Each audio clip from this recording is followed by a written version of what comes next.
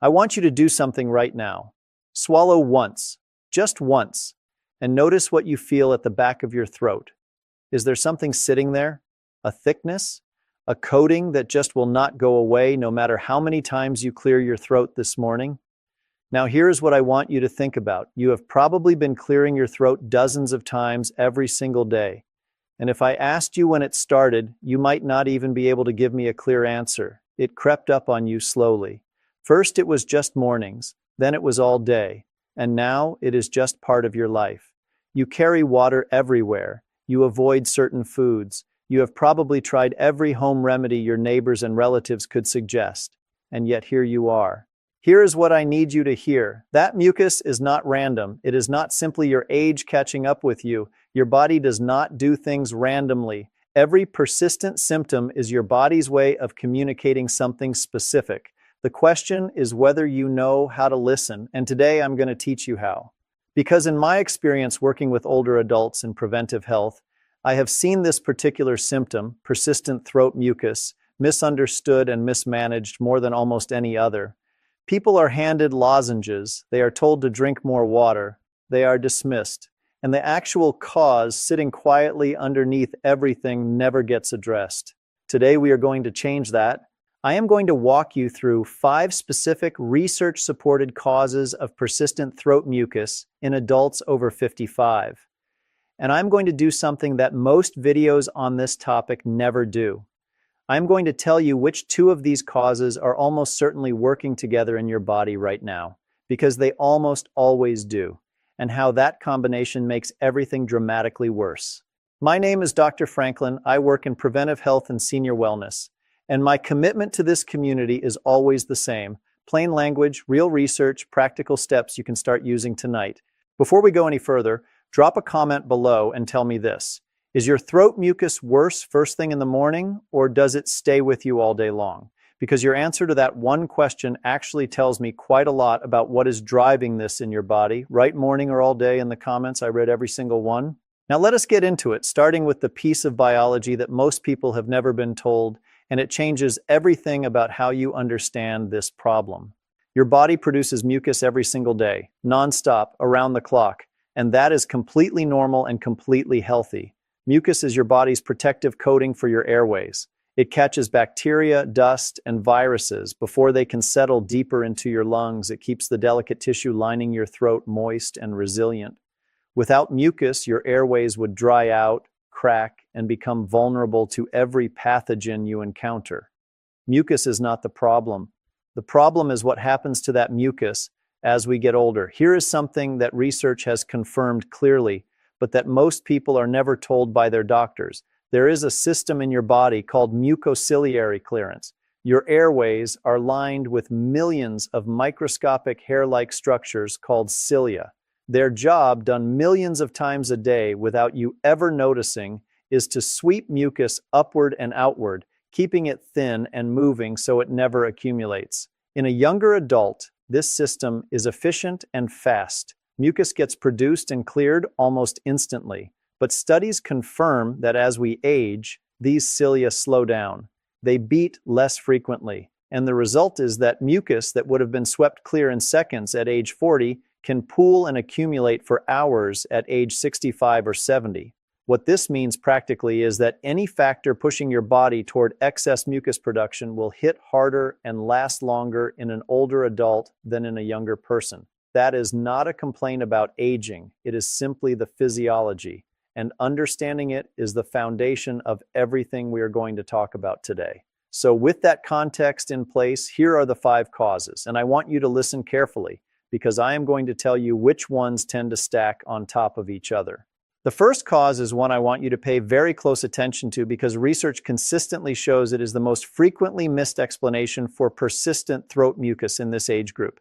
It is called laryngopharyngeal reflux. You may have never heard that term. Let me explain it in plain language. Most people are familiar with heartburn, that burning feeling in the chest after a heavy meal, classic acid reflux. But there is a quieter, more deceptive version of this problem, one with no chest burning, no obvious digestive discomfort whatsoever, just a throat that will not settle down. Here is what happens. At the junction where your esophagus meets your stomach, there is a muscular ring called a valve. Its only job is to stay closed after you eat, keeping stomach acid locked away where it belongs. As we age, this valve can gradually lose tone, like a rubber band that has been stretched too many times. And when that valve does not close completely, stomach acid makes its way upward, not just into the esophagus, but all the way up into the throat, the voice box, and sometimes even the nasal passages. Now, here is the biological detail that makes this so significant. The tissues of your throat are not built to handle acid the way your esophagus is. Even the smallest trace of acid reaching your throat triggers an immediate protective response. Your body rushes to produce thick mucus to coat and protect that irritated tissue. This is completely logical biology. But when this is happening night after night while you sleep, you wake up every single morning to that familiar heaviness at the back of your throat, and you have no idea why. Because there is no heartburn, no chest pain, no clue pointing toward your stomach. Research published in clinical ENT literature shows that up to half of people with this condition report no heartburn at all, just chronic throat clearing, a voice that sounds rough in the mornings, and mucus that starts accumulating the moment they wake up. Ask yourself honestly, is your throat significantly worse in the morning than it is later in the day? Does it worsen when you bend forward? Has your voice sounded different when you first wake up? These are the fingerprints of silent reflux. And when I get to the action plan, I will give you specific practical steps that can begin making a difference tonight. One additional note here that is worth your attention. If you regularly take anti-inflammatory medications for joint pain, ibuprofen or naproxen, for example, peer-reviewed research has established that this class of medications reduces the body's natural protection of the stomach lining. That makes acid reflux, including the silent variety, significantly more likely to occur or worsen. If you take these medications regularly and your throat has been persistently bothered, please bring that connection up specifically with your doctor. Before we begin, take a second and tell me your name and where you're tuning in from. I go through the comments and I genuinely want to know who I'm speaking to and supporting here. The second cause is one that tends to arrive quietly and go unnoticed for exactly that reason. When people think of sinus problems, they imagine the dramatic version. Intense facial pressure, throbbing forehead, nose completely blocked, that picture-perfect sinus infection. But in many adults over 55, chronic sinus inflammation presents almost invisibly. Breathing feels mostly fine, no significant headache, and yet the sinuses, mildly swollen and producing slightly more mucus than normal, are draining steadily and silently down the back of the throat all day long. This is called postnasal drip, and a 2024 study confirmed that the average age of patients presenting with it is exactly 55. It is not a coincidence that this is your age group. Here is the frustrating part. Many people dealing with this have been taking antihistamines from the pharmacy for months, assuming it must be seasonal allergies. And there is a reason that strategy tends to disappoint. Antihistamines dry the mucus temporarily, but they do nothing for the underlying inflammation inside the sinuses that is causing the excess production. And dried, thickened mucus stuck at the back of your throat is often more uncomfortable than the original problem. The approach with the most consistent research support is something very simple and very affordable: regular nasal rinsing using a warm saline solution. A 2025 clinical review published in the journal Medicina, which surveyed evidence across a wide range of sinonasal conditions, concluded that nasal irrigation is an effective, safe, and low-cost strategy for treating and preventing upper respiratory tract diseases, and it is widely endorsed as an adjunctive treatment by ENT specialists internationally. High-volume saline rinses work by physically removing inflammatory mucus, reducing mucosal swelling, and improving the natural cilia clearance function we talked about earlier, the very system that declines with age. The single most important word in all of that is consistency. 1 or 2 uses gives you 1 or 2 days of mild relief. Daily practice, applied correctly, produces cumulative, meaningful improvement. I will walk you through the exact method in the action plan. If you're still with us and finding this helpful, type number 2 in the comments so I know you're there. And if you haven't subscribed, please do. Your support keeps us going. Now, because number 3 is where I see the most surprise on people's faces when I bring it up. Because when patients come in and we start talking through what might be causing their throat to behave this way, their medications, the ones they have been taking faithfully for months or years, are simply not something they think to question. There is a class of blood pressure medications called ACE inhibitors, angiotensin-converting enzyme inhibitors. These are prescribed millions of times every year. They are effective, they are well tolerated in most ways, and they serve a genuinely important purpose. But they carry a recognized class-wide side effect that the research documents clearly. They allow a substance called bradykinin to accumulate in the body, and in a significant proportion of people, studies report between 5 and 20% of users, that accumulation triggers persistent throat irritation and an ongoing urge to clear the throat. Crucially, this is not an allergy. It is not something unusual happening in your body. It is simply how the drug works, and your throat happens to be sensitive to the effect. Here is the detail that causes this connection to be missed so often. The side effect can take weeks or even months to develop after starting the medication. So if you began a blood pressure pill 8 months ago and your throat started bothering you 6 months ago, you may never have connected those two events. But that timing alignment is exactly the pattern the research describes. A large-scale study of more than 27,000 patients found that adults over 65 had a 53% higher odds of experiencing this throat side effect compared to younger users. This is specifically relevant to this audience. If you take a blood pressure medication and you are unsure whether it belongs to this class, your pharmacist can tell you in under a minute. And if it does, there are alternative medication categories, ARBs, angiotensin receptor blockers, that control blood pressure equally well and do not carry this specific side effect. That conversation with your prescribing doctor is worth having. If you are still watching, type the word clarity in the comments, because that is exactly what I want this video to give you. The fourth cause is one that surprises people not because it is complicated, but because it is something they dismissed as too obvious to matter. Hydration. But let me give you the physiology, because this is not what most people think it is. Your mucus is mostly water. Its consistency, whether it is thin and fluid or thick and sticky and difficult to move, is directly related to how well hydrated the surrounding tissue is. Here is the clearest way I can put it. Think of maple syrup fresh from the bottle versus maple syrup that has been sitting open overnight. Same substance, completely different behavior. Your mucus behaves in exactly the same way based on your hydration state. Now here is the specific aging-related wrinkle that makes this more than just a simple reminder to drink more water. Research has established clearly that the thirst mechanism becomes significantly less reliable as we age. A younger adult feels thirsty well before they become meaningfully dehydrated. In older adults, that early warning system is blunted. You can be dehydrated enough to noticeably affect your mucus consistency and your daily comfort without feeling particularly thirsty at all.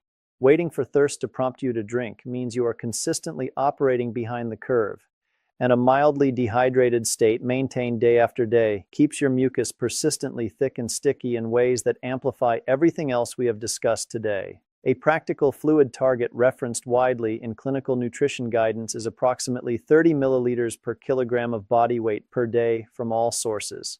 Water, herbal teas, soups, and water-rich foods all count toward that target. But the behavioral key is deliberate, consistent intake throughout the day, not catching up when you feel thirsty. If you're still watching and this helps, type number 4 in the comments. If you haven't subscribed yet, hit that button and the bell so you don't miss any future videos. The fifth cause is one that rarely gets discussed in videos like this one, and I think that is a significant gap. Because for a meaningful portion of older adults dealing with persistent throat mucus, the root of the problem is not in the throat, not in the sinuses, and not in the stomach. It is in the gut. Here is what the research shows. Your digestive tract and your respiratory system share regulatory pathways through the immune system and the nervous system. The health of your gut microbiome, the trillions of bacteria living in your intestines, directly influences how reactive and how inflamed your upper airways are. When the balance of the gut microbiome is disrupted, a state researchers call dysbiosis. It can activate immune responses that promote mucus overproduction in the airways. Not because there is anything physically wrong with your throat, but because the gut is sending inflammatory signals that the respiratory system responds to. This connection, sometimes called the gut-lung axis, is an active and growing area of clinical research. Multiple peer-reviewed studies, including research published in the American Journal of Respiratory and Critical Care Medicine and the Journal of Allergy and Clinical Immunology, have confirmed that gut microbiome disruption can trigger immune responses that promote airway inflammation. Animal model studies have gone further. When mice received gut microbiome transplants from patients with chronic lung disease, those mice showed measurably increased airway mucus production, demonstrating a direct causal link between gut health and what happens in your airways. What disrupts the gut microbiome in older adults? A diet low in fiber and fermented foods, repeated courses of antibiotics over the years, high sugar intake, chronic stress. These are not exotic factors. They describe the daily reality of a very large proportion of older adults. You will not fix a gut airway axis problem with a throat lozenge, but you can begin supporting your gut microbiome through consistent daily choices, and I will include that in the action plan. Before I give you the full action plan, I need to take a moment that is genuinely important. Most of the time, persistent throat mucus in older adults is benign. It is exactly what we have been discussing today. Manageable, addressable, and not dangerous. But your body sometimes uses symptoms to signal something that requires professional attention, not self-management. Please make an appointment with your doctor promptly if you notice any of the following. Mucus consistently tinged with blood, even a small amount. Difficulty swallowing that is gradually getting worse. Unexplained weight loss alongside your throat symptoms. A lump or persistent swelling in your neck. A significant voice change that is not improving over time. These signs go beyond the territory of today's conversation. Please do not work around them. Bring them to your doctor. Now for the action plan. This is the part where everything we have covered translates into something you can actually do. Tonight, stop eating at least 3 full hours before you lie down. When you eat and immediately recline, your stomach is still processing, and the valve we discussed earlier has its hardest time staying closed. 3 hours of upright time after your last meal is one of the most evidence-supported behavioral steps for reducing nighttime silent reflux. Elevate the head of your bed slightly, not with extra pillows under your head, which just bends your neck. Use a firm wedge placed under the headboard legs or mattress. Even a few centimeters of incline uses gravity to your advantage and meaningfully reduces the amount of acid that can travel toward your throat while you sleep. Before you sleep tonight, drink a full glass of warm water. This simple act supports overnight hydration and helps keep your mucus thinner so that morning accumulation is less severe. Tomorrow morning, before coffee and before breakfast, drink 1 to 2 glasses of plain warm water. This one habit costs nothing. It immediately begins rehydrating your body and loosening the overnight accumulation of mucus before it has a chance to become your whole morning. It is one of the most consistently reported impactful changes people make. This week, get a nasal rinsing device from your pharmacy, a neti pot or squeeze-style bottle. Use water that has been boiled and cooled to a comfortable warm temperature, not straight tap water. Add a small pinch of plain salt and optionally a very small pinch of bicarbonate of soda, which may help thin mucus by gently neutralizing nasal acidity. Use it once daily, preferably in the morning. Give it 2 full weeks of consistent daily use before you judge whether it is helping. Consistency is what separates the people who say it worked from the people who say it did not. Make an appointment specifically to review your medication list in relation to your throat symptoms. Come with the timeline written down. When did your throat symptoms start? When did you last start or change a medication? Bring that chronology. If you take a blood pressure medication, ask directly whether it is an ACE inhibitor and whether an alternative in the ARB class might be appropriate for you. To begin supporting your gut-airway connection, add 1 small daily serving of a fermented food to your routine. Plain yogurt with live cultures, kefir, a small portion of kimchi or sauerkraut. These choices begin to diversify and support the gut microbiome in ways that research links to reduced airway inflammation over time. This is a long-term strategy, not an overnight fix. But long-term strategies are the ones that actually change your baseline. Set hydration reminders. Keep water accessible in every room where you spend time. And eat more water-rich whole foods, cucumbers, watermelon, soups, herbal teas. Your mucus will thank you within days. A quick word on popular home remedies because I know you have tried some of them. Honey is genuinely soothing for irritated throat tissue. It is not harmful and can calm symptoms temporarily, but it does not address any of the 5 causes we discussed today. Dairy does not create mucus from nothing. The science does not support that. But some individuals find that dairy proteins create a sensation of increased thickness in existing mucus. If you notice a consistent pattern, a 2 to 3 week reduction trial is worthwhile. Apple cider vinegar is a popular suggestion online, but for anyone with silent reflux, introducing additional acid into the system can actually aggravate the problem. Please be cautious there. Here's what I want you to walk away with today. That persistent mucus coating the back of your throat has a reason. 5 possible reasons, actually. And most people living with this problem have never had a single one of them explained properly. Silent reflux happening quietly while you sleep with no heartburn to warn you. Postnasal drip from low-level chronic sinus inflammation that never announces itself dramatically. Medication-related throat irritation, specifically from ACE inhibitors, developing months after starting a medication and never getting connected. Chronic mild dehydration, running just below the level that triggers obvious thirst. And gut microbiome disruption sending inflammatory signals your airways are responding to. None of these require you to simply accept a life of constant throat clearing. Each one has a practical, evidence-grounded response, and none of the first steps require a prescription or a specialist. They require some knowledge, some consistency, and a willingness to treat your symptoms as a signal